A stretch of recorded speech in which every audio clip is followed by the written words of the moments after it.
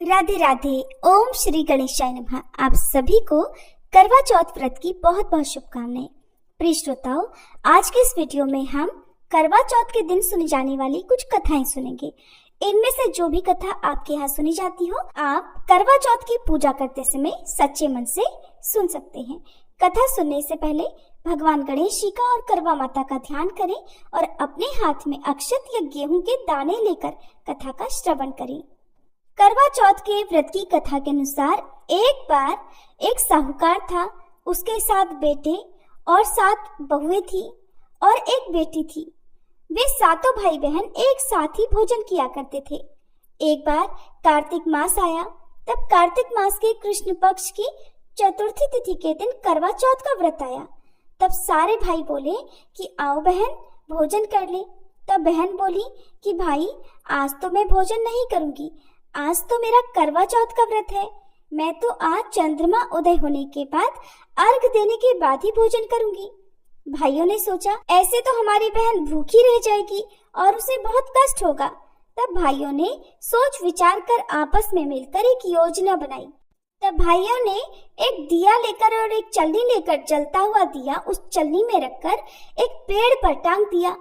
पेड़ की ओट में होने के कारण वह चंद्रमा के समान लगने लगा।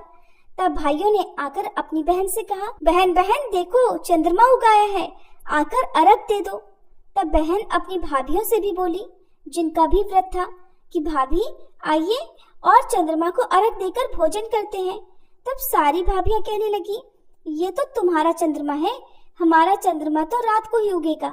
तब बहन ने अकेले ही चंद्रमा को अर्घ दे दिया और भाइयों के साथ जीमने बैठ गई।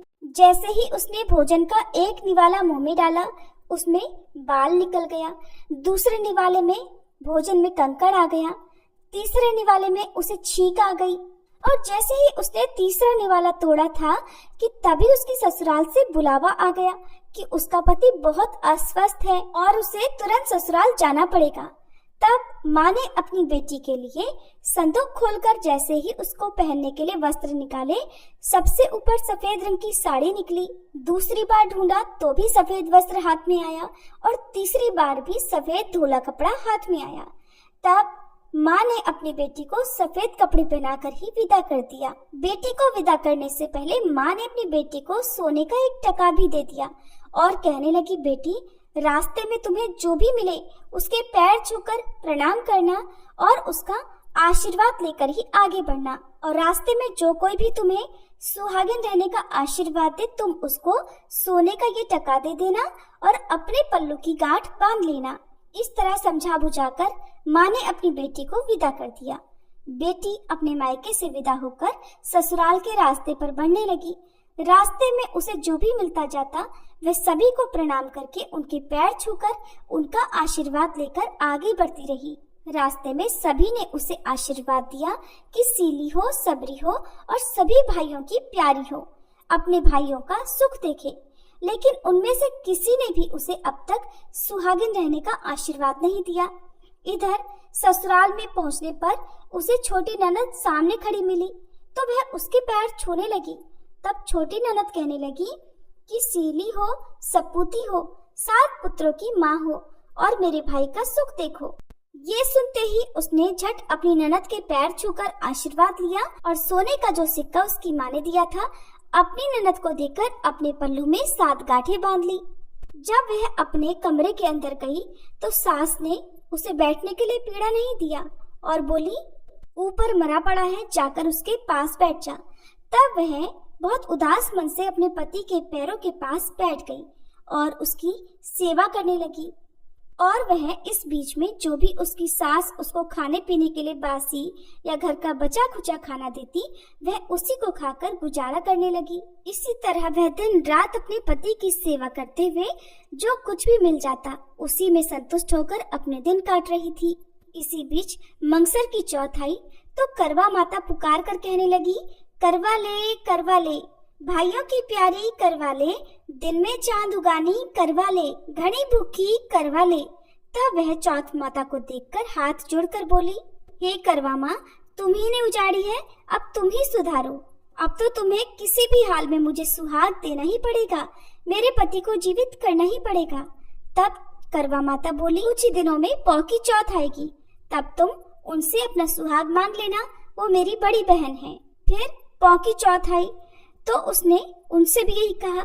इसके बाद माघ की और फागुन की चौथ आई और आकर चली गई।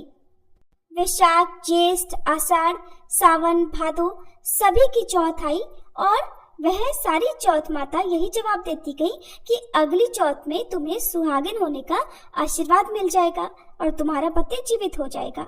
और हर बार चौथ माता उससे अगली चौथ पर सुहागिन होने का आशीर्वाद देकर चली गई। इसके बाद असोज की चौथ आई तो उन चौथ माता ने कहा कि तेरे ऊपर कार्तिक की चौथ माता नाराज हो गई हैं, कुपित हो गई हैं और वही तेरा सुहाग वापस करेंगी। अगर वह तुम पर प्रसन्न हो जाएंगी तभी वह तुम्हारे पति को जीवित कर देंगी और तुम्हें सदा सुहागिन होने का आशीर्वाद मिल जाएगा। अब की जब कार्तिक की चौथ आए तब तुम चौथ माता के पैर पकड़ लेना और बैठ जाना। ऐसा कहकर असोज की चौथ चली गई। फिर इसके बाद कार्तिक की चौथ आई। चौथ माता नाराज होते हुए पुकारने लगी, भाइयों की प्यारी करवा ले, चांद उगानी करवा ले, घनी भुखानी करवा ले, व्रत भांडनी करवा ले। साहूकार की बेटी ने सुना तो सोचने लगी, ये तो वही चौथ माता है और नाराज होकर ये तो मुझे ही बोल रही है। तब वह दौड़ कर गई और चौथ माता के पैर पकड़कर हाथ जोड़कर बैठ गई और जोर जोर से रोने लगी, हे चौथ माता, मेरे सुहाग की रक्षा तो अब आपके ही हाथों में है।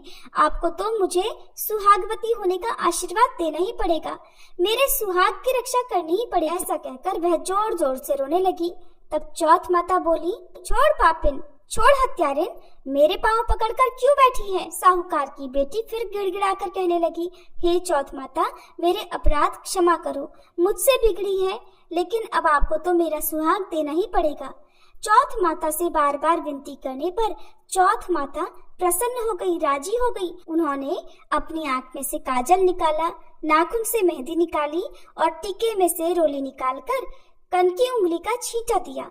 छींटा देते ही उसका तो पति उठकर बैठ गया और कहने लगा, बहुत सोया। तब साहूकार की बेटी बोली, बहुत सोए? तुम क्या सोए? मुझे तो 12 महीने हो चुके हैं। तब जाकर कहीं चौथ माता ने प्रसन्न होकर सुहाग दिया है। पति बोला, तब चौथ माता का उज्जमन कर लो। तब उसने चौथ माता की कहानी सुनी, करवा मनसा, खूब चूरमा किया। इसके बाद दोनों पति पत्नी ने जीमा और चौपड़ खेलने बैठ गए। थोड़ी ही देर में नीचे से उसकी सास ने रोटी भेजी तो दासी ने देखकर सास से कहा, वे दोनों तो बैठकर चौपड़ खेल रहे हैं। सास को विश्वास नहीं हुआ, दौड़ी दौड़ी उसने ऊपर आकर कमरे में देखा तो देखकर बहुत खुश हो गई। बोली, ये क्या हुआ? बहू बोली, मेरे तो चौथ माता आई थी। ऐसा कहकर उसने अपनी सास के पांव छूकर उनका आशीर्वाद ले लिया और इसके बाद शुरू से लेकर आखिर तक सारी बात अपनी सासू को बता दी। सुनकर सासू माँ बहुत खुश हुई और उसने ढिंढोरा पिटवा दिया कि किसी भी पुरुष की पत्नी, किसी भी भाई की बहन, बेटों की माँ, हर कोई चौथ का व्रत करे। 13 नहीं तो 4 करे। 4 भी ना कर सको तो साल की 2 चौथ तो अवश्य करो। हे चौथ माता, जैसे साहूकार की बेटी को सुहाग दिया वैसे सबको देना, हमें भी देना। कहानी सुनने वाले को, सुनाने वाले को और हुंकारा भरते सभी को देना। सभी प्रेम से बोलिए, चौथ मैया की जय। इस कहानी को सुनने के बाद विनायक महाराज की कहानी अवश्य सुननी चाहिए, नहीं तो चौथ माता की कहानी का कोई फल नहीं मिलता। एक बार एक अंधी बूढ़ी माई थी जिनका एक बेटा और एक बहू भी थे। वो बहुत गरीब थी। वह अंधी बूढ़ी माई हर दिन नियम से गणेश भगवान की पूजा किया करती थी।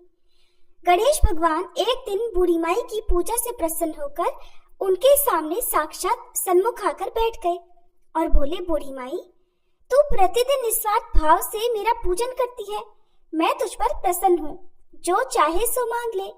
तब बूढ़ी माई बोली, हे विघ्नहर्ता भगवान गणेश, मुझे मांगना तो आता नहीं, सो मैं क्या मांगू? तब गणेश भगवान कहने लगे, ठीक है माई, मैं कल आऊंगा, तब तक तू अपने बहू बेटे से पूछकर कुछ मांग लेना। ऐसा कहकर गणेश जी अंतर्ध्यान हो गए। तब बूढ़ी माई ने अपने बहू बेटे से पूछा तो बेटा बोला, माँ धन मांग लेना। बहू बोली, माँ जी पोता मांग लो। तब बूढ़ी माई ने सोचा कि बेटे बहू तो अपने अपने मतलब की बातें कर रहे हैं, इसलिए उस बूढ़ी माई ने अपनी पड़ोसन से जाकर पूछा, पड़ोसन कहने लगी, बूढ़ी माई, तुम्हारी तो बस थोड़ी सी ही जिंदगी बची है। तू क्यों मांगे धन और क्यों मांगे पोता? तू तो केवल अपनी आंखों की रोशनी मांग, जिससे तेरा आगे का सारा जीवन सुख से बीत जाए।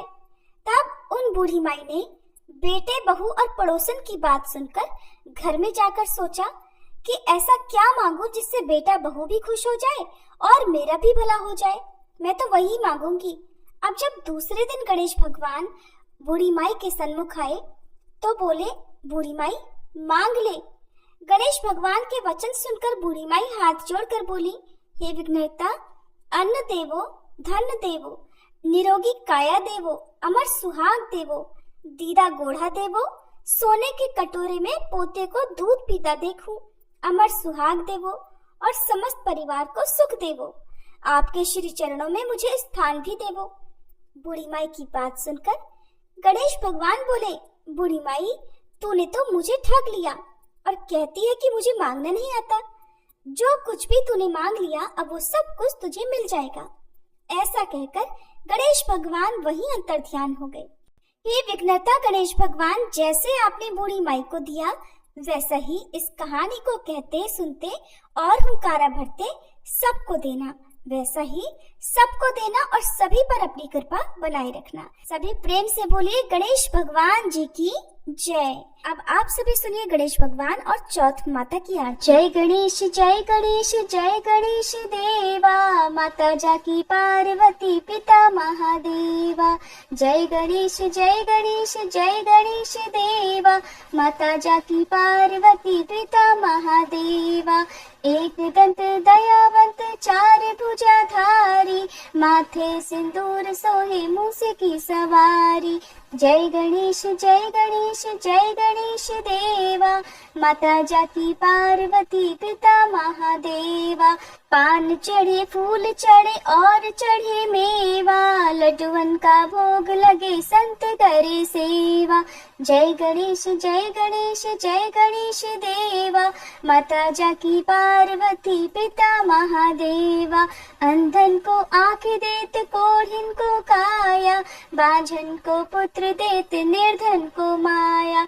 जय गणेश जय गणेश जय गणेश देवा, माता जाकी पार्वती पिता महादेवा। सूर्य शाम शरण आए सफल की जय सेवा, माता जाकी पार्वती पिता महादेवा। जय गणेश जय गणेश जय गणेश देवा, माता जाकी पार्वती पिता महादेवा। दीनन की लाज रखो शंभु सतकारी, कामना को पूर्ण करो जाऊं बलिहारी। जय गणेश जय गणेश जय गणेश देवा, माता जाकी पार्वती पिता महादेवा।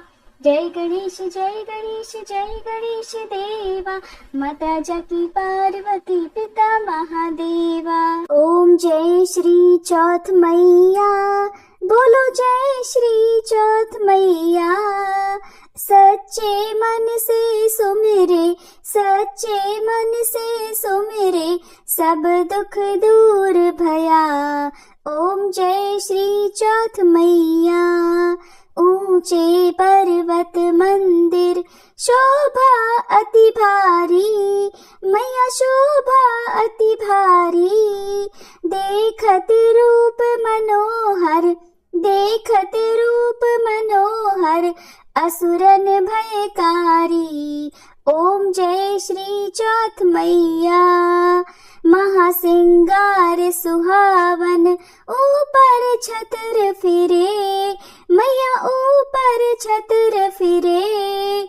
सिंह की सवारी सोहे, सिंह की सवारी सोहे, कर में खड्ग धरे। ओम जय श्री चौथ मैया। बाजत नौबत द्वारे, अरु मृदंग डमरू, मैया अरु मृदंग डमरू। 64 जोगनी नाचत, 64 जोगनी नाचत, नृत्य करे भैरू। ओम जय श्री चौथ मैया। बड़े बड़े बलशाली तेरा ध्यान धरे, मैया तेरा ध्यान धरे। ऋषि मुनि नर देवा, ऋषि मुनि नर देवा, चरणों में आन पड़े। ओम जय श्री चौथ मैया। चौथ माता की आरती जो कोई सुहागन गावे, मैया जो कोई सुहागन